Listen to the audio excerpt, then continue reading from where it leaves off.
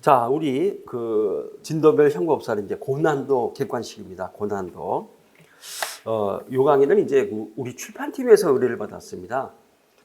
제가 먼저 진도별 사례가 큰 책이 있고 또 우리 답안지 핸드북, 답안지 핸드북이 더 많이 나가는데 그걸 본 이제 우리 친구들이 우리 그 변시에서 객관식이 이제 형사법이 40문제인데 그 중에 이제 무조건 1회부터 13회까지 무조건 형법, 형사, 소송법, 이제 통합 객관식 사료에서 10문제는 무조건 출제가 되죠. 10문제는.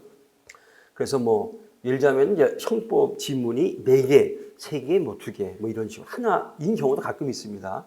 하나인 경우가 가끔 있는데 그래도 지문이 이제 형사법보다 형법이 좀 더 많고 그 다음에 형법 고유 객관식 사례, 뭐 형사법은 이제 객관식 사례가 있을 수가 없으니까 형법 고유 객관식 사례가 9회 때인가는 이제 4문제 어렵게 나왔었습니다. 그 다음에 11회 때인가는 1문제.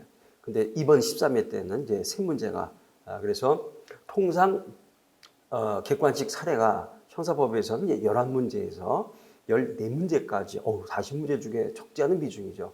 적지 않은 비중이 13문제, 14문제는 적지 않다고 말하기도 적어야죠. 진짜 아주 중요한 부분들이고 또 형법 고유의 객관식 사례는 어렵습니다. 상당히 어렵고 그런데 이 객관식 사례는 사실 사례 문제입니다. 사례 문제인데 우리가 이제 주문을 쭉 보시겠지만은 사례 문제지만은 사실 그 사례의 핵심 그 쟁점들이 객관식 지문화된 것들이죠. 그렇기 때문에 객관식 사례는 사실 그 자체가 형식은 객관식이지만은 사례에서 우리가 쟁점을 추출하는 법을 공부를 할 수 있기 때문에 결국은 객관식과 사례 합쳐서 객관식 사례 요걸 갖다가 아주 그 통합해서 이제 볼 수 있다. 그래서 우리 출판팀에서 많이 그 전문 지금 저도 뭐 진도별 모의고사 때 좀 많이 했습니다. 객관식 사례를. 그래도 객관식 사례로만 된 문제집이 지금 없다. 그래서 이번에 9월달, 8월 말 이제 9월달에 부랴부랴해서 3회에 걸쳐서 한번 요걸 갖다가 보도록 하겠습니다.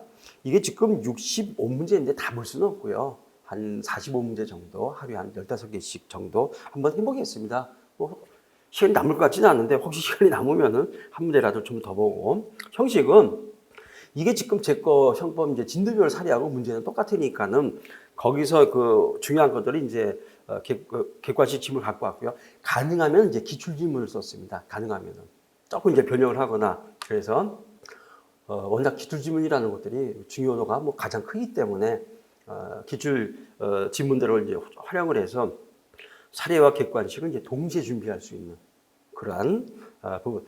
객관식 사례 한 14문제 중에서 10문제만 맞아도 어딥니까? 10문제만 10문제, 11문제까지 이렇게 좀 이렇게 사례 아닌 것들 좀 더 많이 봤고 그래서 제가 볼 때는 우리 종합반한테 늘 얘기를 하는데 합격은 40개 중에 40문제 중에 30개면 충분합니다. 30개면 충분하고 거기에 뭐 한 객관식 110개 그 충분. 우리하고 뭐 종합반 합격하는 거 보면은 102개 이번에도 뭐 우리 친한 친구들 101개, 102개 작년 같은 경우는 이제 95개 맞고도 합격 수기도 올렸죠 그 학생. 여학생이었는데 뭐 지금 이제 변호사 벌써 2년차 잘 들어가고 있겠죠. 그렇게 해서 95개 맞고 합격하고 이번에도 뭐 제일 친한 친구가 또 101개 맞고도 합격을 하고 이렇게 110개 정도면 충분합니다. 그래서 그 정도 선에서 좀 더 이제 사례에서 어떤 점수를 많이 뽑으시고 객관식 또한 110개 정도에서 뒷받침해주면은 뭐 115개, 120개 맞으면 훨씬 뭐 그냥 든든하겠지만은 너무 또 객관식에 몰빵 배점은 이제 사례 더 많이 있으니까 객관식과 사례를 이제 동시에 해결한다. 이런 의미가 되겠습니다. 자, 그러면 어쨌든 문제는 똑같으니까 문제 안 읽을 수는 없겠죠. 그래서 빨리 한번 문제 읽고 읽으면서 이제 그때 여기 뭐 다 쟁점이 있지만은 쟁점도 빨리빨리 말씀드리고 그 다음에 우리 객관식 지문을 한번 풀어보는 형식으로 나가도록 하겠습니다. 먼저 1번. 자, 1번. 도박에 빠져 억대 빚을 지게 된 을은 대부업체의 채무 변제 유혹에 시달리다가 자신이 전에 다니던 회사 사장인 A의 재물을 강탈해서 빚을 갚기로 이제 작정했다. 강탈이란 말은 이제 강도겠죠. 강도를 이제 지금 모의했습니다. 결심했어요. 갑은 야간에 A의 집 담을 넘어 집 안으로 들어갔다. 근데 야간의 주거 침입 강도이기 때문에 이거는 형법 334조 1항의 야간 주거 침입 특수 강도가 됩니다. 이거는 야간 주거 침입 특수 강도. 야간 주거 침입 특수 강도가 성립하면 이미 출제가 됐죠.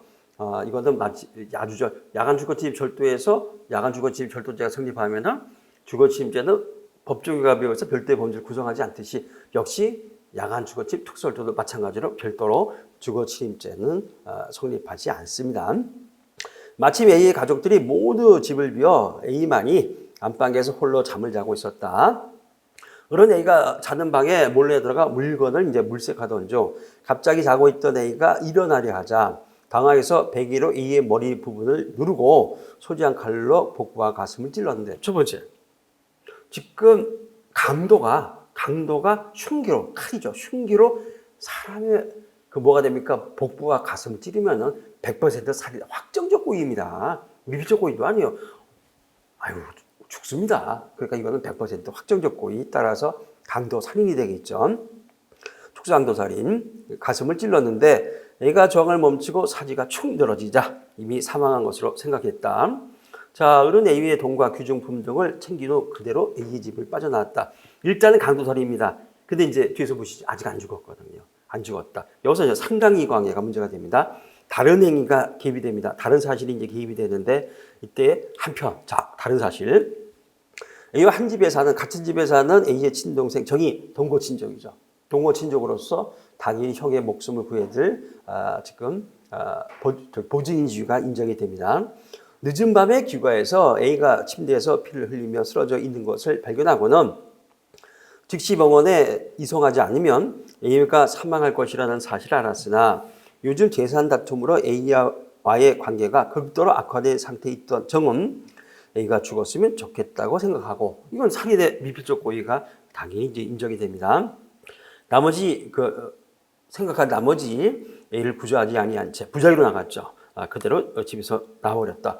아니, 지금 보증이 지위에 있는 자가 지금 뭐가 됩니까? 그 객체가 죽어가는 걸 알면서도 죽었으면 좋겠다. 이미 살인 의사도 있어요. 그렇다면은 살인의 미필적 고의가 인정이 됩니다. 보증인지의 발생 근거는 동거 친정이죠. 한 집에 사는 친동생, 동거 친정.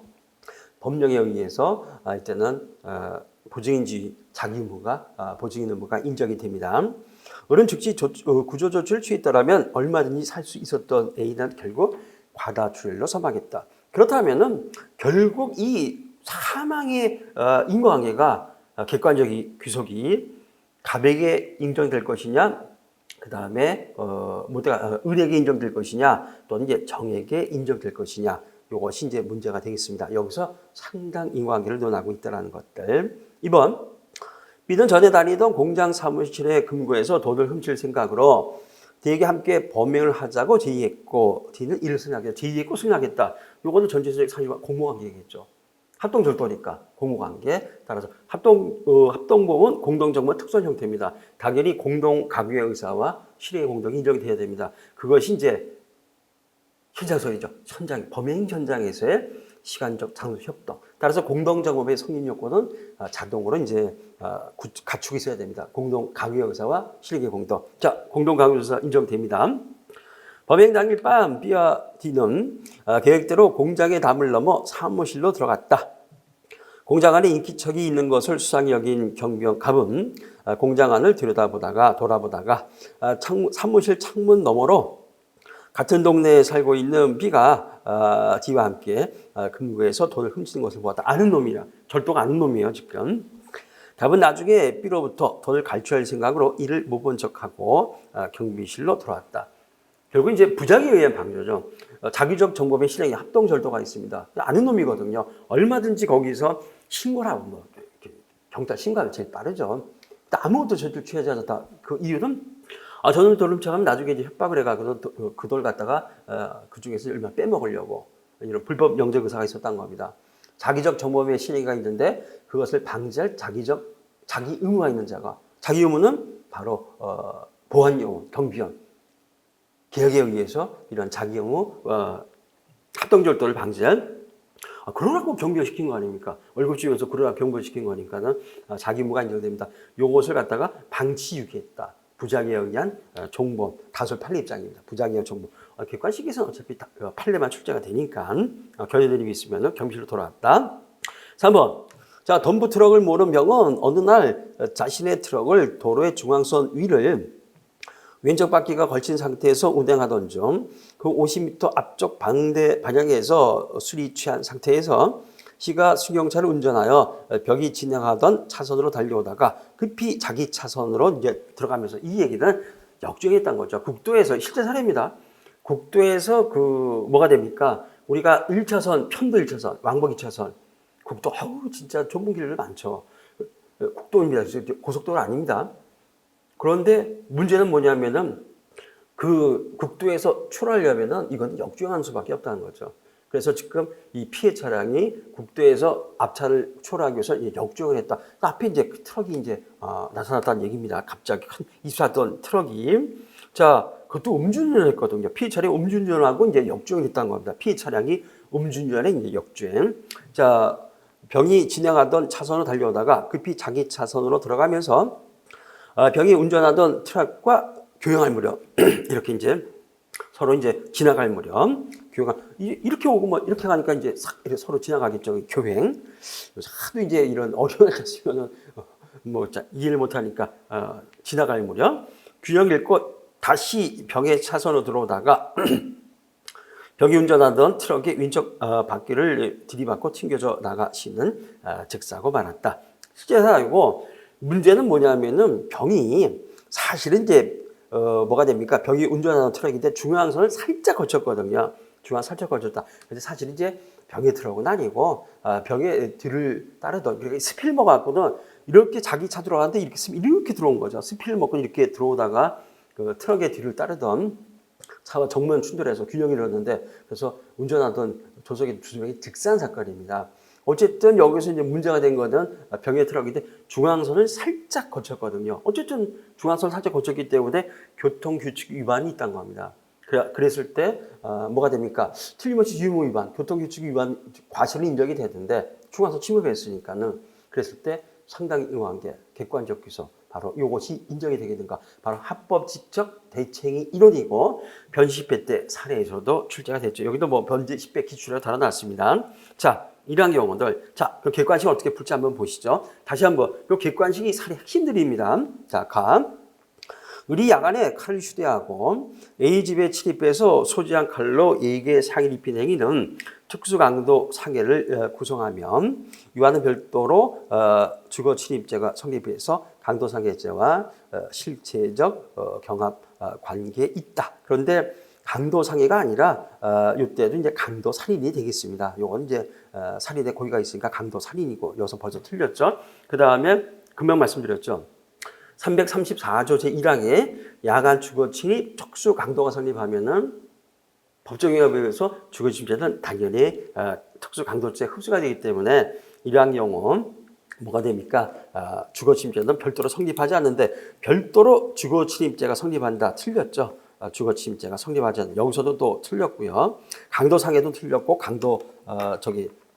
주거 침입죄도 틀렸. 근데 원래 원판례는 강도상해거든요. 그래서 제가 이제 업그레이드를 시켰지만, 그래서 원판례에서는 강도상이라고 했지만은 이 사례에서는 강도살인입니다. 칼로 이제 사람의 배와 가슴을 찔렀으니까. 그래서 여기 해설에도 보면은 판례 자체는 강도상이에요. 334조 1항의 특수 강도에 의한 337조 강도상해 당연히 이제 주거 침입죄는 별도의 범죄를 이제 구성하지 않는다. 그랬을 때 요거는 일단은 강도살인이 됩니다.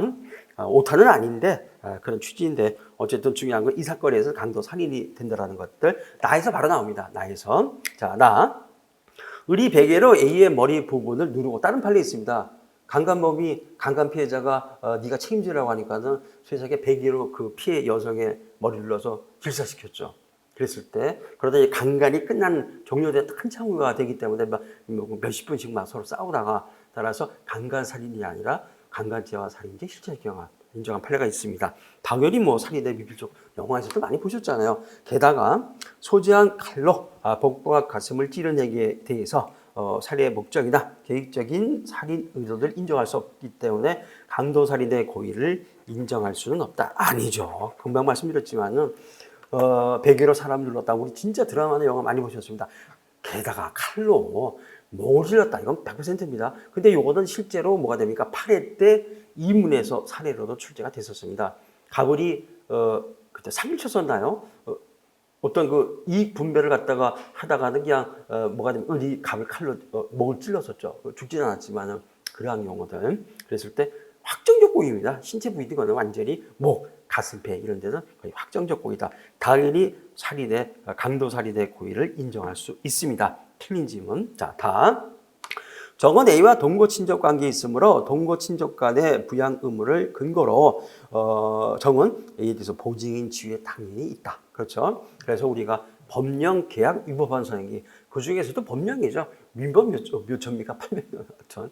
제가 저기 부부간에는 826조이라고 외웠는데 어쨌든 이제 동거 친족이기 때문에 당연히 이제 이게 형이 죽어가고 있으니까는 살려야 되겠죠. 따라서 부작위 살인 이랬을 때 뭐가 됩니까? 이때는 동거 친족 간의 부양 의무에 의해서 보증인 지위에 있다라는 것들. 자, 그러면은 나 같은 경우는 이제 부작위에 의한 방조입니다. 부작위의 방조가 문제는 객관식은 제가 기출 표시를 다 해놨거든요. 부작위 그 사례고 한 두 번 정도 객관식 출제가 되는데 문제는 아직까지 사례 안 나는데 내년 시사회 때 한번 사례로 강력하게 한번 추천을 합니다. 자, 다시 한번 자기적 정범의 실행가 있는데 그러한 자기적 정범의 실행을 방지할 지금 보증인 지위, 법령 계약 위반 소장에서 보증인 지위에 있는 자가 그것을 갖다가 자기적 정범의 실행을 방치하고 유기했다. 방지하지 않았다는 얘기입니다. 이럴 때 부작위 방지. 학설이 4개입니다. 무려 4개가 되는데 다설 판례 일치해서 부작위 정범설. 이것이 이제 다설 판례 일치하고 있다. 다툼이 있으면 이제 판례 의함이니까 객관식에서는 사례에서도 당연히 판례로 가면 되죠. 부작위 다설 판례 일치하니까. 형법상 방조는 자기에 의해 정범의 실행을 용이하게 하는 경우는 물론 부작위로 인하여 정범의 실행을 용이하게 하는 경우에도 성립되지만 부작위에 의한 방조는 자기에 의한 방조와는 달리 정범이 실행한 착수 이후에 그 범죄행위를 방조한 경우에만 인정할 수 있다. 틀렸죠. 자기 방조, 부작위 방조 똑같습니다. 예비 단계에서도 얼마든지 방조할 수 있어요. 단 정범의 이제 실행의 착수가 있어야 된다. 따라서 자기에 의한 방조와 자기에 의한 방조는 예비 단계에서도 얼마든지 가능하다. 물론 이제 정범의 실행의 착수가 없으면 예비 방조가 무죄가 되어버립니다. 불가결이 된다. 정범의 실행의 착수가 있다. 그런데 부작위 방조는 반드시 정범의 실행의 착수 있을 때만 인정이 될 수 있다. 그건 아니죠. 자기 부작위 구별 안 됩니다. 실행 착수 전이라도 얼마나 가능하다. 물론 이제 정범의 실행 착수가 있어야 된다. 그렇기 때문에 이렇게 절대 구분 짓지 않는다는 것도 기출지문입니다. 기출지문. 제가 맞는 거 아닙니다. 기출지문 그대로 갖고 왔고요. 자, 공장 경비원인 갑이 B와 D가 공장 사무실 금관에 들어있던 돈을 훔치는 특수절도 행위를 방치 유기한 행위는 자기적 정범 실행을 방지할 계약상의 경비원으로서 보안요원으로서 바로 뭐가 됩니까? 계약에 의한 자기무가 있는데 방치 유기했다. 당연히 이제 합동 특수절도의 방조 정범이 성립되겠습니다. 맞는 질문. 자, 자, 합법적 대체 이론 뭐가 되느냐? 이건 이미 주의무 위반 과실 인정이 됩니다. 그래서 합법적 대체 if 그러니까 가정해 보는 거죠. 그래 틀림없이 주의무 위반이 있는데 상당히 관계 객관적 기소를 논하는 것들입니다. 만약에 상당히 관계나 객관적 기소를 우리가 부정이 되면은 과실미수 처벌할 수 없으니까 무죄가 된다는 얘기입니다. 그랬을 때 설정을 한번 해보죠. 판례 꽤 많습니다. 10회 때 사례로 나왔고 한번 설정을 해보는데 그래 주의무 위반 과실이 인정되는 건 인정하겠다. 그런데 문제는 만약 과실이 없었더라도 동일한 결과 발생했다라면 어떻게 할 것이냐. 이럴 때는 그래 네 잘못이 아니냐. 어차피 이러한 결과는 필연적으로 발생할 수밖에 없었다. 바로 이 법리가 됩니다. 이 논리가 됩니다. 왜냐하면은 피해 차량이 음주운전에 역주행을 했거든요. 그 문제는 지금 이 교통사고를 갖다가 발생시킨 트럭 운전사 병도 틀림없이 이제 법적으로 과실 인정이 됩니다. 그런데 쉽게 말하면 이제 민법에서 과실상기하지 않습니까? 문제는 피해자 잘못이 더 크다는 얘기입니다. 그러니까는 설사 지금 이 가해자, 피고인 입장에서 중앙선을 살짝 침범했다는 과실이 주의무 위반이 인정되지만 사실상 피해자가 더 커요.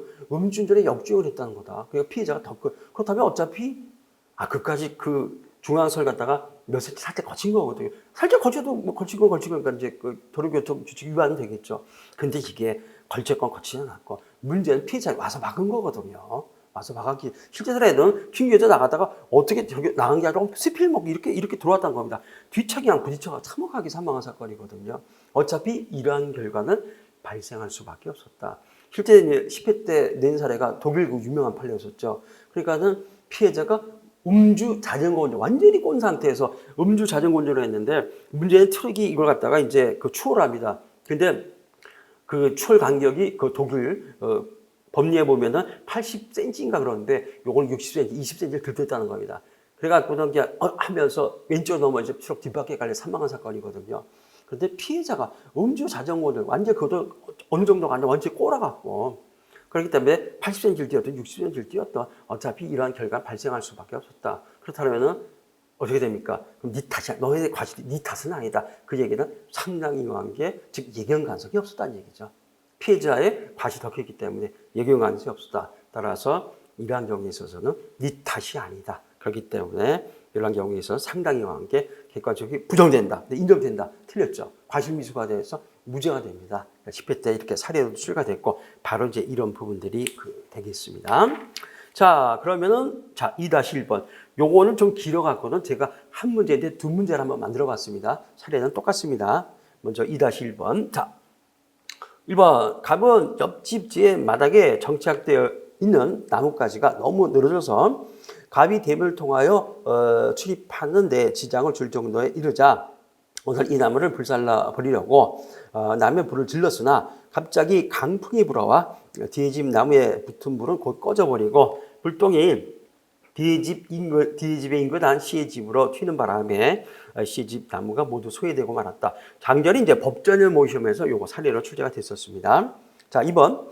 대보라는 을은 자신의 사업 경쟁자인 B가 자신의 사업 영역을 깊숙이 침범해서 자신의 사업이 존폐의 기로에 서게 되자 B를 살해하기로 결의하고 회사에서 퇴근하는 B의 뒤를 밟다가 B가 사람들의 출입이 뜸한 지하 주차장에 들어서자 몽둥이로 B의 머리를 강타해서 살해한 다음 자신의 자동차 트렁크에 B의 사체를 싣고 남한강 하류 쪽 한적한 곳으로 가서 B의 사체에 돌을 매달아 강물에 빠뜨렸다. 그러나 사실 을에게 몽둥이로 폭행을 당할 당시에는 실시한 것에 불과하여 생명이 남아있던 B는 강물에 유기됨으로써 질식사한 것이었다. 그런데 나중에 또 알게 된 것이지만은 을은 B의 뒤를 미행한 것이 아니라 B의 아주 흡사하게 생긴 B의 회사 직원 A의 뒤를 쫓다가 A를 살해한 것이다. 구체적 사실의 착오죠. 객체 착오 이렇게 했다는 거죠. 그래서 인과응의 착오와 객체 착오가 지금 연결되어 있습니다. 어떤 걸 먼저 해결하셔도 상관없어요. 어차피 결론은 똑같이 나오니까는. 자, 1번.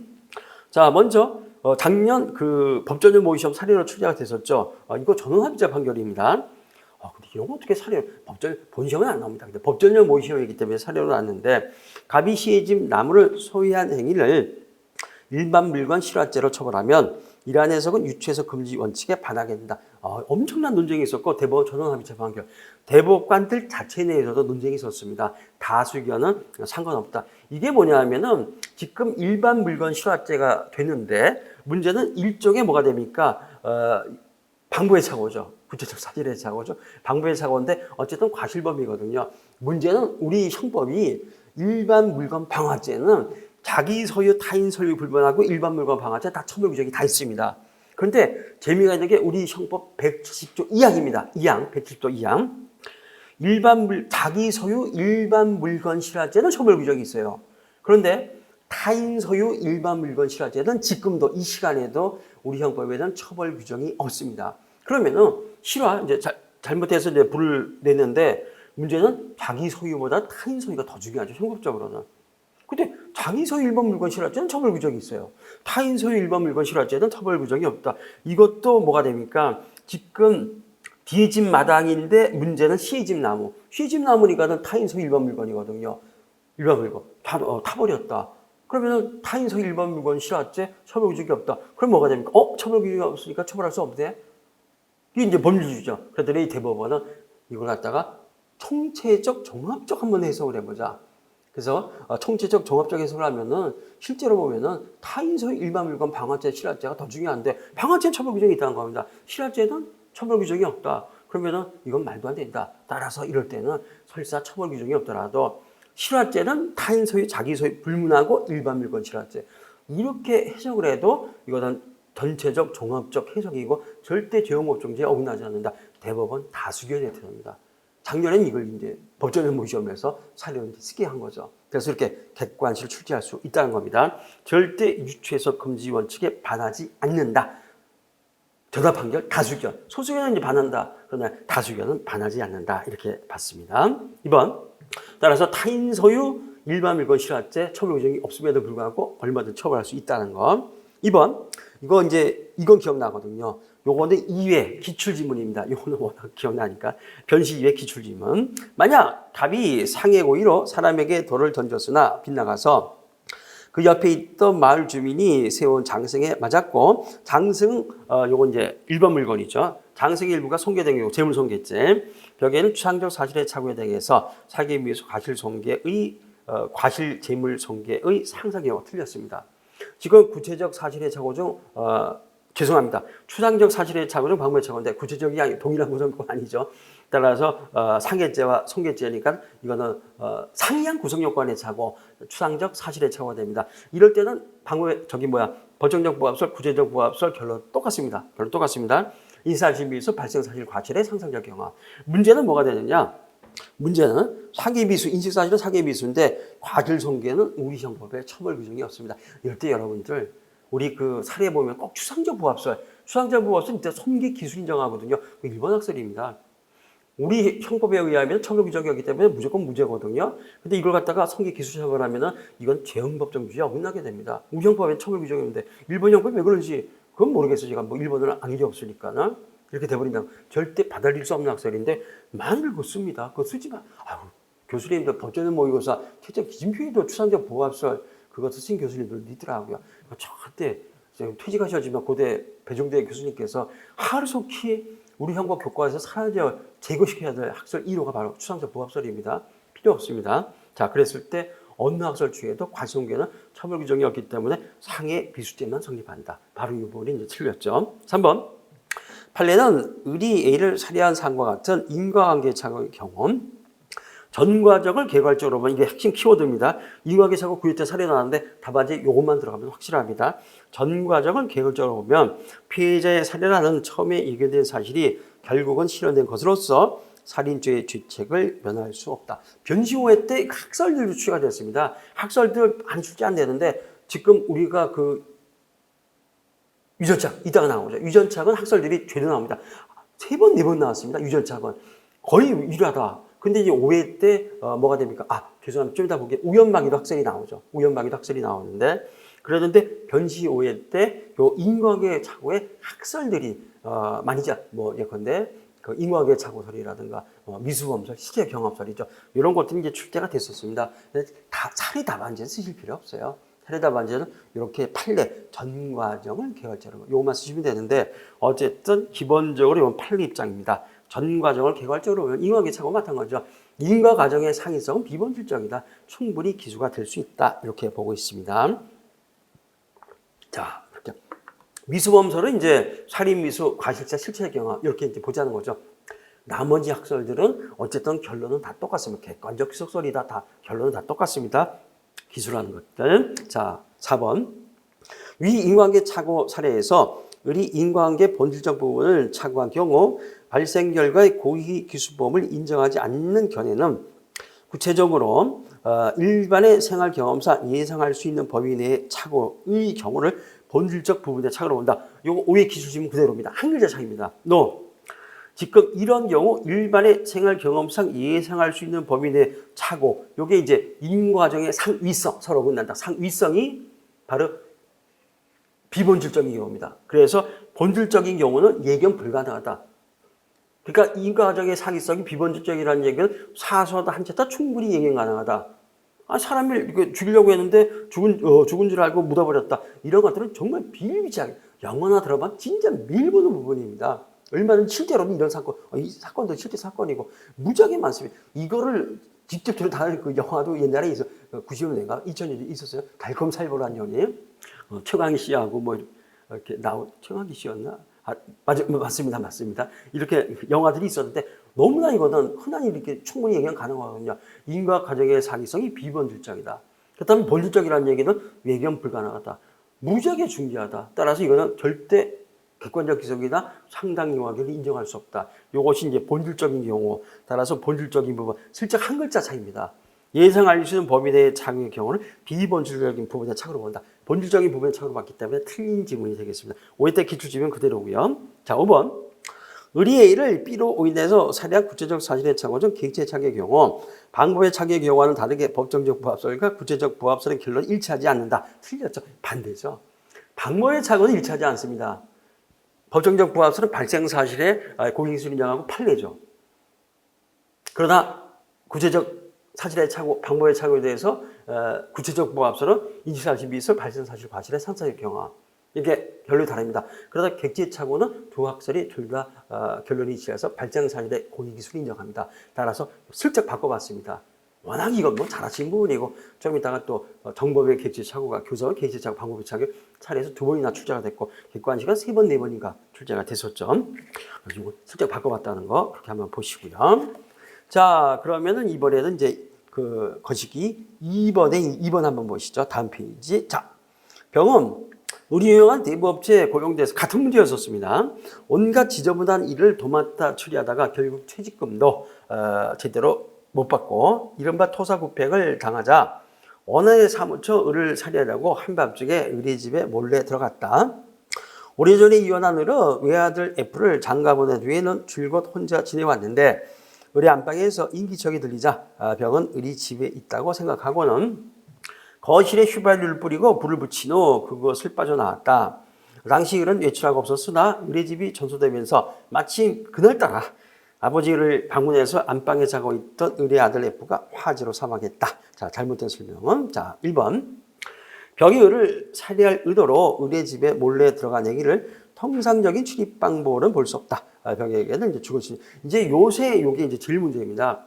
지금 이게 나중에 주거 침입 좀 더 자세히 말씀드리겠지만은 주거 침입죄 이제는 개인의 그 가정집, 개별 주거 요것과 공공장소는 설사 범죄 목적이 있더라도 통상적인 출입 방법으로 들어갔으면은 범죄 목적이 있다 없다 뭐 예컨대 관리자가 출입을 저지했을 것이다 상관없이 주거 침입 절대 성립 안 합니다. 가정집은 달라요.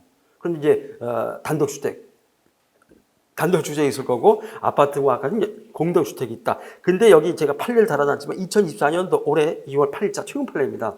대법원은 워낙 이것들이 많이 있기 때문에 지금 여기서 뭐라고 표현하고 있냐면은 사적 뭐가 됩니까? 거기 그 해설 한번 보세요. 거기 출연하는 기업 사생활의 보호의 필요성이 큰 사적 주거. 사적 주거 가정집이에요. 그게 뭐 아파트건 빌라건 단독주택이건 지금 이 사적 주거 가정집은 사생활의 보호의 필요성이 크기 때문에 사실 뭐가 되면 범죄 목적으로 들어오면은 이거는 당연히 주거 침입죄가 성립돼. 아니 세상에 지금 도주를 하려고 우리 집 아파트나 이런 데 이제 그럴 일이 없겠죠. 근데 사실 여기 같은 경우도 좀 이렇게 열려 있는 데가 꽤 많고, 저 강북에 삽니다. 강북 꽤 많아요. 강남은 그렇지 않겠지. 강북은 꽤 많고, 가정집은 어쩌다 보면은 단독주택 같은 경우 대문 열려 있거든요. 어쨌든 대문 열려 있으니까 절대 목적으로 왔다. 그럼 통상의 출입 방법이다. 문이 열게 들어왔는데 아니라는 겁니다. 하물며 무슨 아파트 비번으로 살았다. 이번에 뭐 거치기 저기 뭐죠? 우리 14회 때 객관식 나왔지만 비번 눌러 들어온 거 절대 목적은 있을 수가 없죠. 절대적인 통상적인 출입 방법은 아닙니다. 그래서 여기서도 이런 사적 주거에 범죄 목적을 가지고 들어가는 것 그 자체로도 이미 주거 침입이다. 통상적인 출입 방법 절대 아니다. 이렇게 담 넘어왔다 이러고는 두말하면 잔소리고 말이죠. 그렇기 때문에 기본적으로 특히 그것도 살인의 목적. 무섭습니다. 살인의 목적. 어떻게 그걸 통상적인 출입 방법으로 볼 수 있겠습니까? 그러니까 당연히 밑에 최근 판례 달아놨습니다. 따라서 통상적인 출입 방법, 범죄 목적이다. 가정집일 경우 따라서 병에게는 주거 침입죄가 성립한다. 뒤에 주거 침입죄 가서 또 내일 좀 또 보시죠. 2번. 병은 구체적 사실의 착오 중 객체의 착오를 일으켜서 F를 을로 인하여 살인한 것인가 법정적 부합설이다. 구체적 부합설 중 어느 것을 취하든 발생 사실인 F에 대해 살인의 고 요건 이제 앞에 지문하다. 요건 이제 정지문입니다. 그래서 이때 구체적 사실의 착오, 객체의 착오 어떤 학설을 취해도 발생 사실의 고의가 인정된다. 자, 3번. 병이 방한하여 F를 살해한 행위는 현주건조물 방화치사죄 1죄. 그렇죠?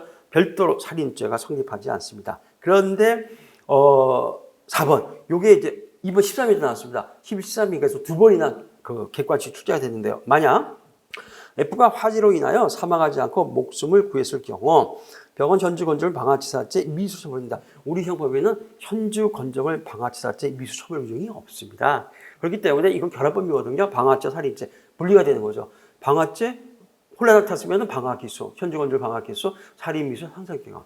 만약에 방화도 미수면 방화미수, 살인미수의 상상경화.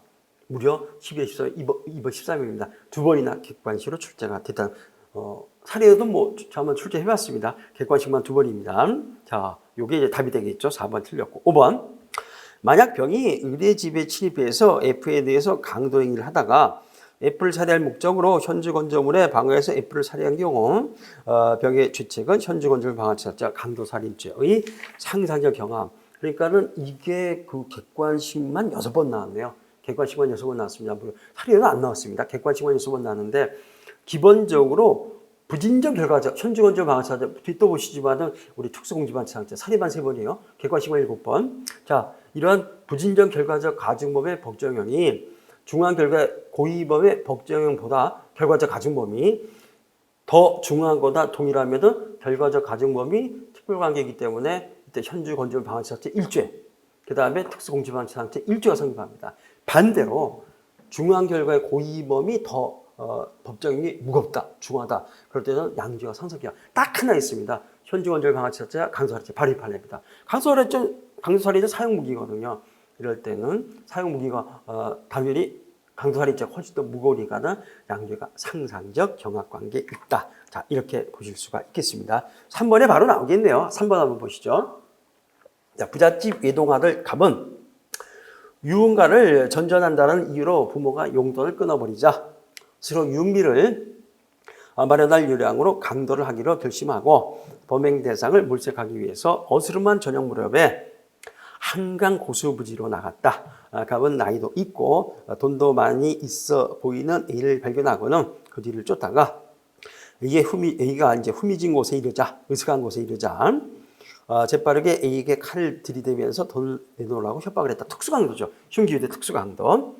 그러다 A는 예상 밖으로 아주 격렬하게 저항을 하였고 갑은 반항하는 A와 다툼을 벌이다가 뜻하지 않게는 뭐가 됩니까? 원하지 않았다. 즉 지금 상해라는 중요한 결과에 대해서 전혀 고의가 없다. 즉 과실 따라서 촉수강도 치상으로 갑니다. 촉수강도 치상이라는 것들 뜻하지 않게는 결과적 가중법. 만약에 그냥 칼로 걷다 그러면 자동적으로 뭐가 됩니까?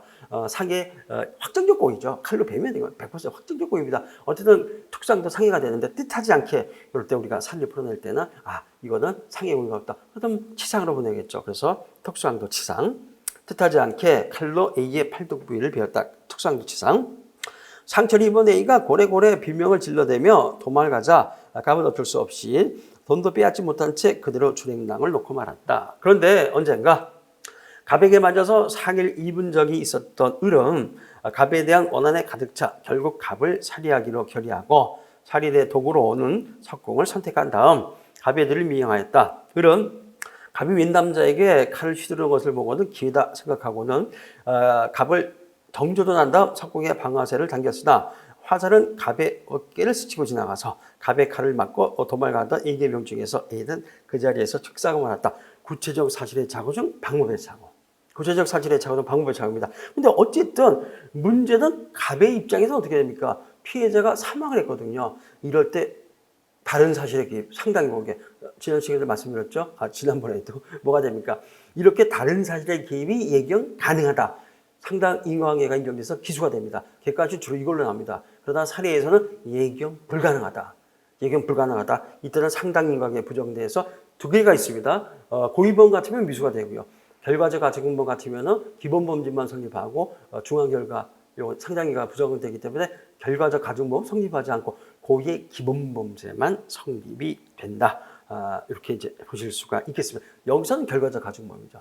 기본범죄와 결과적 가중, 중한 결과 사이에 상당히 관계나 객관적 규석이 이제 부정이 된다. 그러면 어떠한 때 이렇게 도중에 개입한 다른 사실의 개입이 예견 불가능한가? 보통의 경우는 천재지변의 개입. 천재지변 말도 안 되죠. 뭐 템플 몰아서 뭐 커다란 싱크홀이 나서 뭐 산사태로 무너지고 보통 이렇게들 많이 나오죠. 천재지변의 개입. 그 다음에 피해자 특이체질. 9.2 때 바로 살해해서 피해자 특이체질. 건강하게 남들이 볼 때는 외관상 건강하게 생겼는데 남들이 모르는 특이한 심장병. 아예 교수님이 강하게 말하자. 남들이 건강하게 생긴 남들이 모르는 특이한 심장병. 그러니까 이거는 예견 부정. 그 다음에 뭐가 됩니까? 이건 판례도 있습니다. 이런 경우죠. 피해자 스스로 또는 제3자의 고의행위 했을 때 피해자가 제3자의 고의행위 이럴 때 뭐 예컨대 이제 강간 피해자가 극단적인 선택을 할 때 대부분은 강간치사 상당히 부정하죠. 이러한 경우들은 예견 불가능, 상당히 부정됩니다. 뭐 기억해 두시고. 이거는 이제 제3자죠. 제3자의 살인행위가 개입이 돼 있죠. 상당히가 부정. 그러면은 강도치사죄는 성립하지 않겠죠. 특수강도 치상죄까지만 특사고 말았다. 한편 강도 혐의로 지명수배를 받게 된 감은 친구의 외제차를 빌려 새로 사귄 여자친구와 데이트를 하고 있었다. 국도를 신나게 달리던 감은 마침 악명 높은 연쇄 강간범이 일명 발발이가 경찰에 쫓기다가 근방에 출몰했다는 첩보를 입수한 경찰이 임시로 설치한 검문소에서 경찰관 씨의 불신 검문에 걸려 신분증 제시를 요구받았다. 이에 자신의 범죄 사실이 드러날 것을 염려한 감은 경찰관 씨의 검문에 불응해서 자동차에 시동을 걸고 주행을 하기 시작하였는데 시가 자동차 앞을 가로막으며 정지 신호를 보냈다. 감은 체포되면 큰일이니 시가 다치더라도 어쩔 수 없다. 상해 고의가 있는 거죠. 다치더라도 어쩔 수 없다. 이거는 상해 밀접 고의가 인정됩니다.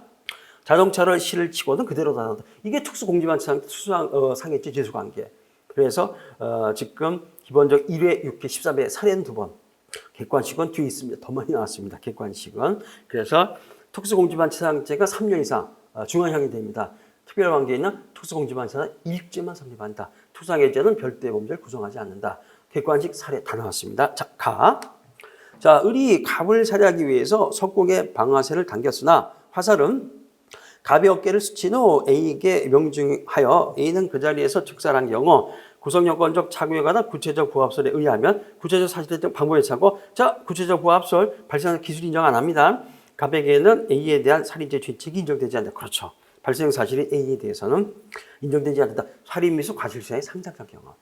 법정적 부합설에 의하면 A에 대해서 살인의 고의가 인정됩니다. 판례. 그러나 기본적으로 구체적 사실의 착오 중 방법의 착오, 구체적 부합설, 미수 과실의 발생 사실의 고의 기수 인정하지 않습니다. 맞는 지문. 자, 니은. 살인의 실행에 의한 피해자의 사망 사이에 다른 사실이 개입돼서 그 사실이 사망의 직접적인 원인이 되었다면은 그 사실이 통상 예견할 수 있는 것이라도 살인의 실행에 의한 피해자 사망 사이 인과관계가 없는 것을 봐야 된다. No. 통상 예견할 수 있다. 그렇다면 이때는 충분히 상당 인과관계가 인정이 돼서 기소가 됩니다. 예견 불가능하다. 예견 불가능하다. 그럴 때만 상당 인과 부정되는데 지금 기본적으로 통상 예견할 수 없다. 여기까지 이게 주로 추려가 됩니다. 그래서 충분히 예견할 수 없다. 그래서 상당 인과관계가 인정이 된다. 상당 인과관계가 있습니다. 없는 게 아니라 있다는 것들 틀린 지문 다. 가히 A에 대한 특수강도 행위를 그만두고 조줄했으나 을에 의해서 A가 살해당한 것이 일반의 입장에서 극히 이례적인 것이어서 예견하기 매우 어려운 것으로 평가된다. 그렇다면 갑의 특수강도 행위와 이 상황 사이에는 상당 인과 부정 이 사건이죠. 아니 누가 석고 사이 이게 뭐 드라마나 영화에서 실제 이런 일들이 뭐 있었습니까? 뭐 찾으면 진짜 뭐 몇십 년에 한 번 있을 그게 극히 드문 일이죠. 이례적이다. 예견 불가능하다. 따라서 이때는 치사 부분은 예견할 수 있기 때문에 상당히 부정, 객관적 기소 부정. 따라서 특수강도 치사죄 성립하지 않고 치상죄까지만 성립한다. 바로 이제 그런 결론이 되겠죠. 자, 특수강도 피해자에게 사기의 결과가 발생하였더라도 갑의 특수강도 행위가 미수에 그친 이상 형법 342조에는 강도치사계 미수를 처벌한 규정이 결과적 가중범위에서 이번 13회 때 사례 또 나왔습니다. 사례 3번이나 나왔는데 결과적 가중범위에서 중요한 것은 형법이다 특별한 법에 반드시 결과적 가중범위 미수 처벌 규정이 있어야 되는데 사실 2번은 우리 특별형법인 성폭법에서 출제가 된 15조의 강간치사계에 대해서 특수한간치상이다. 뭐가 됩니까? 주거지행 강간치상 5회 때 10회 때 사례입니다. 15조 미수범 처벌규정이 있고 형법 342조에 2번 강도치상죄 2번 13회 때 사례로 나왔죠. 미수범 처벌규정이 있습니다. 근데 그 미수범 처벌규정이 있음에도 불구하고 다수의 판례 일치해서 결과적 가중범은 기소하는 거. 이게 핵심입니다. 이번에도 강도치상죄 기소가 됩니다. 340 미수범 처벌규정이 있음에도 답안제 정확하게 그 다음에 이것이 객관식이 나오죠. 따라서 강도치상의 미수를 처벌하는 규정이 있으므로 가백에는 강도치상죄 미수 있음에도 불구하고 기소입니다. 있으니까 미수 틀린 지문이 된다. 이렇게도 여러 차례 출제가 됐죠. 아까도 말씀드렸지만 일단은 기출지문을 그대로 갖고 왔습니다. 조금 저건 이제 OX면 그때만 변형시켰다. 기본적으로 깔려있고 거의 대부분이 우리 머리만 해도 써놨거든요. 거의 대부분이 기출지문이라는 거. 자, 형법에는 결과적 가중범의 미수에 관한 규정이 없지만 틀렸죠. 금방 342조. 그 다음에 한 번 더 적용되고 적은 없는데 현주건정은 일수치상죄. 그건 뭐 100%입니다. 교수님 어느 정도 반대하네요. 현주건정을 일수치상죄는 그 미수범 처벌 규정이 있거든요. 100% 인정하고 있습니다. 따라서 형법에 결과적 가중 미수범 처벌 규정 있습니다. 없지만 틀렸죠. 선거법 15조에 결과적 가중범의 미수범 처벌 규정이 있다. 형법 특별법에서 선거법에 다 결과적 가중범 미수범 처벌 규정 있습니다. 틀렸고 특수폭행죄 등에서 위험한 물건을 휴대하란 말은 소지뿐만 아니라 널리 이용한다. 또 특히 이제 자동차를 톡 치는 것들. 자동차를 어떻게 소지합니까? 그러니까 대법원이 이럴 때는 조금 넓게 해서 광의설이죠. 넓게 해서 다소라고 완전 견해 드리고요. 좀 넓게 해석해서 휴대란 소지뿐만 아니라 널리 이용해서 자동차를 소지해서 폭행 불가능합니다. 그러나 널리 이용해서 폭행할 수 있다. 따라서 특수폭행죄. 이렇게 해석하고 있다는 것들.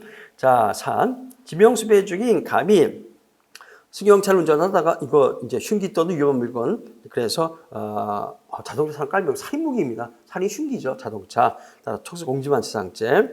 검문 중인 경찰관 씨로부터 신분증 제시를 요구받자 가압은 위기를 모면하기 위해서 승용차 실을 들이받아 사기 입힌 경우 가압은 특수공지만치상죄 1조로만 처벌한다. 왜? 틀림없이 적법하게 직무를 수행하는 공무원을 쳤으니까 공무집행 방해죄. 그러다가 위험을 발생해서 특수공지만치상죄. 그런데 3년 이상. 그런데 이때 틀림없이 특수항해에도 해당됩니다. 죄수관계, 법정형에 의해서 특별관계에는 특수공지만치상죄 1죄. 왜? 3년 이상, 1년 이상, 10년이야. 특수공지만치상죄 무거운 범죄입니다. 따라서 특수공지만치상죄 1죄가 성립한다. 무려 죄수가 사례만 2번 13회도 나왔습니다. 3번이나 출제가 됐고 그 다음에 객관식 7번이네요. 객관식은 7번이나 출제가 됐습니다. 자, 그러면은 4-1은 좀 넘어가시고요. 4-2 우연방위 한번 보시죠. 우연방위. 자, 이건 그냥 우연방위 사례입니다. 을과 심하게 다투게 된 갑은 을을 상의하기로 마음먹고 을의 사무실 문 밖에서 기다리고 있다가 늦은 밤에 사무실 문을 열고 나오는 사람의 얼굴을 가격해서 3주의 치료를 요하는 상해를 가했다. 그러나 곧 쓰러진 사람을 확인해 보니 그 사람은 을이 아니라 을의 사무실에서 강도를 하고 나오던 강도범 씨였다. 위 사례에 대한 설명을 잘못된 것은 우연방위는 오상방위 완전히 반대 형태죠. 오상방위는 방위사가 있는데 현재 부당한 침해가 없는 거. 우연방위는 방위사가 없는데 현재 위법 부당한 침해가 있으면 강도잖아요. 완전히 반대입니다. 자, 그랬을 때 완전히 반대 사례. 가끔 보면 우연방위에도 뭐 유전차계 학설 수준이 큰일 납니다. 완전히 반대입니다. 그래서 기수범설, 불능기수범설, 무죄설이 있다라는 것들. 그런데 10회 때 역시 사례로 나왔었습니다. 그때 이문이었고 진짜 힘들거든요. 이거 진짜 어려운 학설들입니다. 그냥 10회 때 이문이었고 시간 없고 이제 한 10몇 분 남아서 빨리 형사 볼까요? 마지막 쟁점이었거든요. 10회 때 마지막 쟁점. 그럴 때는 불능미수범설만 쓰고 넘어가도 됩니다. 대신 이제 객관식은 한 3번 나왔으니까 객관식 학설 알아야 뭐 다 풀수 있게 잡아. 객관식 대비서 한번 보시죠. 1번. 자, 을이 C에게 상해를 입힌 행위와 관련해서 범죄 성립에 있어서 결과 불법만을 고려하는 주관적 정당화 요소 불효설. 그래서 결과 방가치 이런 또는 결과 불법 주관적 정당화서 불효설. 주관적 정당화서 방위해서 피난사 필요 없다는 겁니다. 불효설. 그래서 요거는 뭐가 됩니까? 결국 우연방위 이코는 정당방위. 우연방위만 해도 이때는 이제 방위사 이런 거 몰랐거든요. 1930년대까지입니다. 벌써 한 100년 전에 없어진 학설입니다. 우리나라 형법교사는 남아 있지만은 그렇기 때문에 위헌방위 이코는 이제 정당방위가 돼서 위법선조가 무죄, 바로 이것이 주관적 정당으로서 불효설, 무죄설 이렇게 됩니다. 따라서 의뢰행위에 대해서 정당방위와 마찬가지로 위법성이 조각이 된다. 그래서 위헌방위 이코는 정당방위다. 이거는 법전 모의시험 20회 때, 2020년도 그때 이렇게 객관식 출제됐었습니다. 자, 맞고 2번 위 일의 견해는 불효설, 무죄설. 주관적 정당화 상황이 존재하는 경우와 그렇지 않은 경우를 법적으로 구별하지 않음으로써 행위자를 지나치게 관대하게 취급하고 있다. 이게 변시호의 기출지문입니다. 변시호의 기출지문인데 지금 그러니까 우리가 지금 다설은 불능미수 정도는 처벌해야 된다. 그런데 이건 이제 무죄설이거든요. 따라서 위헌방위와 정당을 구별하지 너무 관대하게 취급하고. 근데 그때는 그랬어요. 그때는 그 어떤 주관적 요소라는 건 모르던 시절이거든요. 이 형법에서 주관적 요소가 처음 공시화된 게 1933년입니다. 독일에서 1933년에 공식적으로 이게 나타나거든요. 그렇기 때문에 사실 그때까지는 몰랐다. 그러니까 어쨌든 강도를 때려잡았으니까 표창장 줘야지. 그런데 강도인 줄 몰랐다는 겁니다. 그게 뭔 상관이 있어? 주관 요소 뭔 상관? 한 100년 전에 그렇게 생각을 했다는 거죠. 100년 전에는. 그렇기 때문에 위헌방위나 정당방위는 똑같다. 지금 시각에 보면 너무 관대한 거 아니냐. 변시호에 때 이렇게 객관적 출제됐습니다. 3번 범죄 성립에 있어서 행위 불법만을 고려하는 입장에 상한다 기수범사. 오히려 반대입니다. 1960년대 완전히 전성기. 1960년대 전성기. 그래서 오히려 여기 범죄 의사만 중요해져. 범죄 의사 있잖아. 있으니까 너는 무조건 기수. 이렇게 보는 견해. 객관적 정당화 사정이 행위자에게 유리하게 작용하지 못한다는 비판. 이건 또 기수범이거든요. 에이, 기수는 너무한 거지. 어제는 강도 때려봤으니까는 무죄는 아니라도 불능미수 정도로 좀 덜 추기하지. 기수는 아니지. 이런 비판이 있다는 겁니다. 그래서 이것도 역시 변시호 때 기술지문 3번도 맞고. 4번. 자, 주관적 정당화 요소 필요설에 의하면 우리 C에게 상기피 내기는 상기기수 틀렸죠. 그래서 금방 두 개입니다. 행위방가치 이론론, 행위불법 이론론, 그 다음에 이분설이죠. 행위방가치, 결과방가치, 이원론. 이 두 개가 있고 바로 이 이론론이 기수범설, 이원론이 불능미수범설. 따라서 필요선 두 개인데 하나만 설명하고 있잖아요. 상해기수 또는 불능미수 이렇게 설명을 해야지 상해기수다. 그러니까 완전히 다설의 입장에 불능미수범설은 그냥 제껴버렸죠. 틀린 지문이 됩니다. 당연히 4번은 틀린 지문. 5번 범죄 성립에 있어서 행위 불법과 결과 불법, 행위방가치, 결과방가치 같은 용어입니다. 모두 상쇄되어야 불능미수범설이죠. 위법성이 조각된다는 입장에 의하면 우리 C에게 사기를 입힌 것에 대해서 상해죄, 불능미수. 그러니까는 뭐가 되느냐?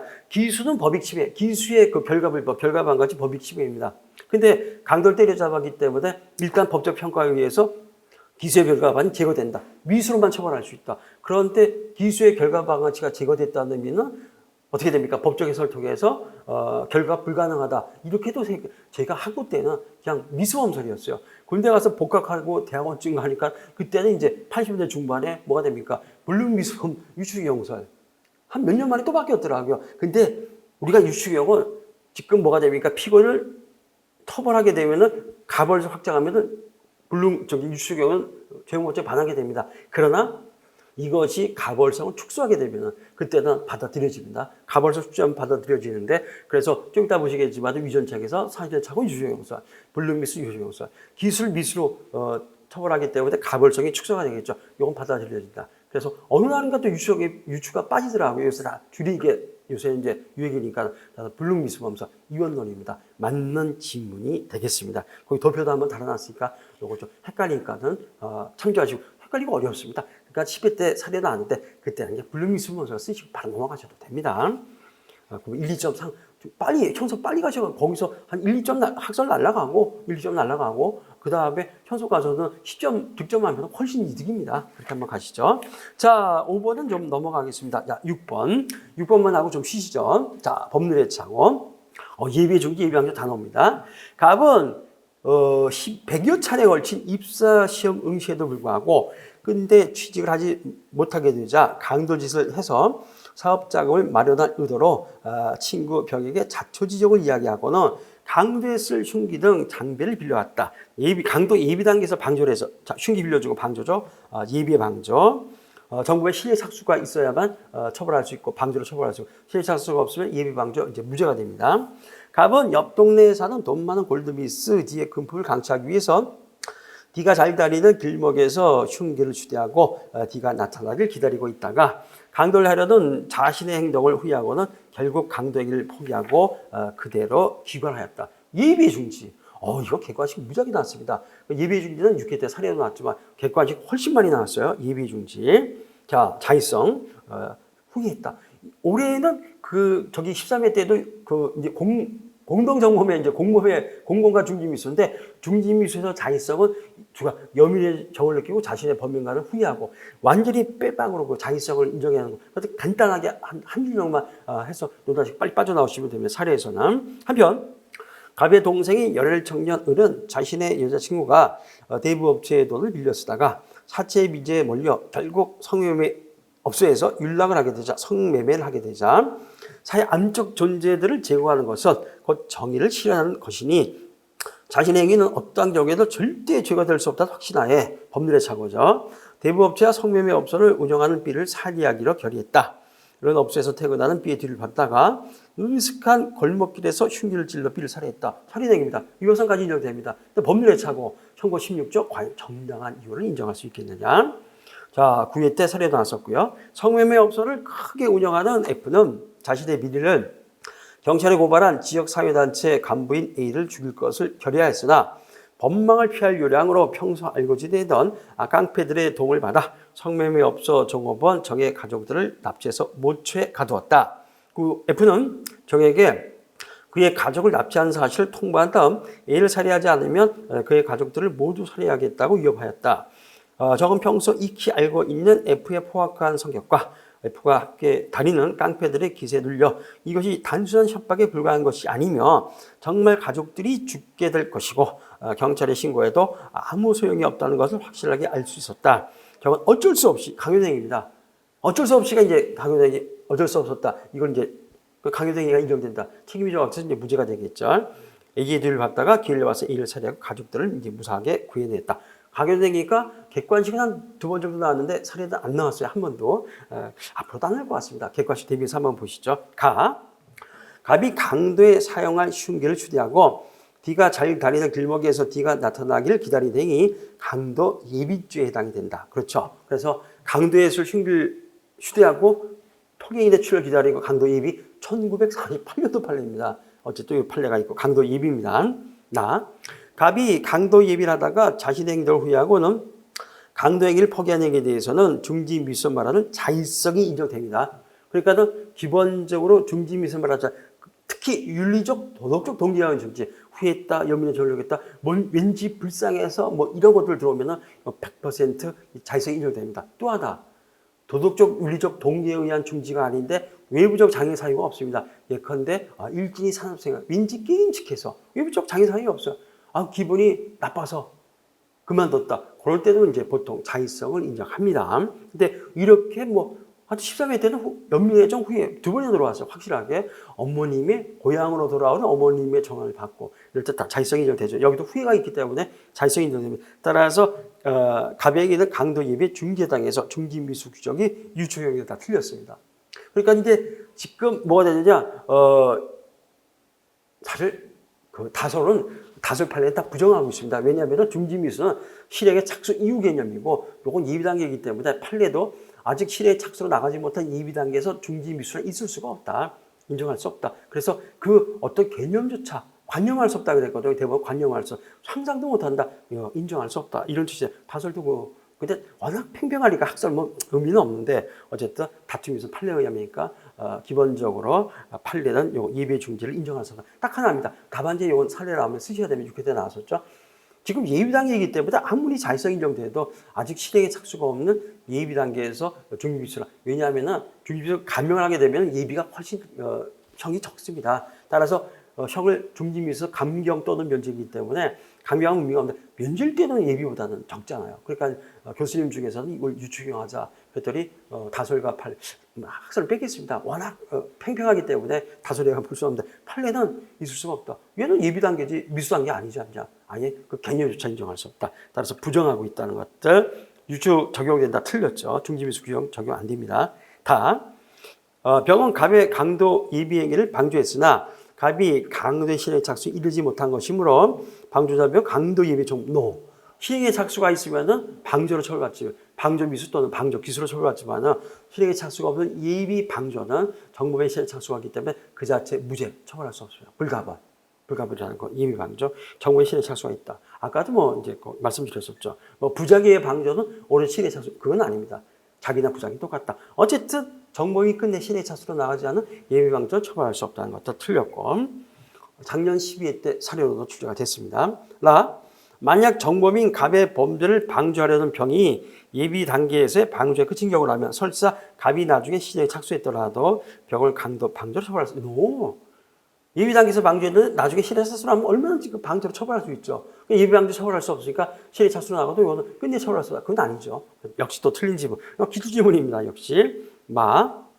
을이 B를 살해하는 과정에서 법률의 착오에 의해서 B를 살해했다더라도 책임서를 취하는 한 을을 과실치사죄로 처벌한 경우 있을 수 없다. 6회 때 기출지문입니다. 물론 이 지문은 아니지만은 지금 책임서를 취하나 어떤 경우 책임서는 고의범에 있어서 형과 침유 정당한 이유가 있으면 고의범의 책임이 조각돼서 무죄가 되거나 고의범의 책임이 적용돼 고의범이 성립하거나 어떠한 경우에도 과실범은 책임서를 취하는 경우의 수는 없습니다.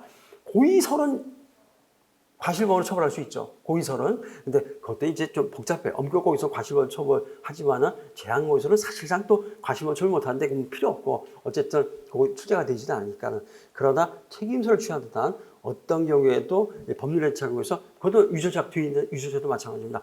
과실범 처벌이란 있을 수 없다. 변시주기 때.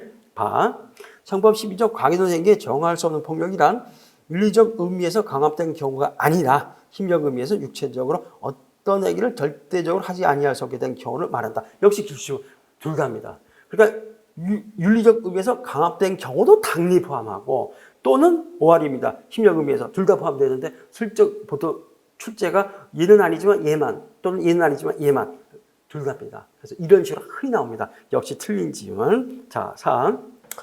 정의 F에 강요된 행위에도 불구하고 A를 살해하지 아니할 적법 행위에 대한 기대 가능성이 있었는지 여부는 회기 당시의 구체적 상황 하에 회기자 정 대신에 사회적 평균을 두고 이 평균의 입장에서 관점에서 판단해야 된다. 아마 이게 뭐 살인은 안 납니다. 객관식은 한 2번 정도, 3번 나왔네. 2대 6개 10에. 객관식은 3번입니다. 그래서 기대 가능성이 있다 없다. 평균이 일반인 관점에서. 내가 저 사람 죽이자면 우리 가족이 몰살당하는 이건 진짜다. 어쩔 수 없다. 인정이 된다고 합니다. 그래서 실제로 강요의 행위를 인정한 판례는 판례 자체도 없죠. 판례 자체도 없지만은 그러나 인정하지 않은 판례는 있긴 있습니다. 물론 인정 안 해서 범죄가 성립됐지만은 그래서 평균의 관점에서 이것을 파악해야 된다는 것들. 자, 그러면은 쉬었다가 7번 유전착 들어가시죠.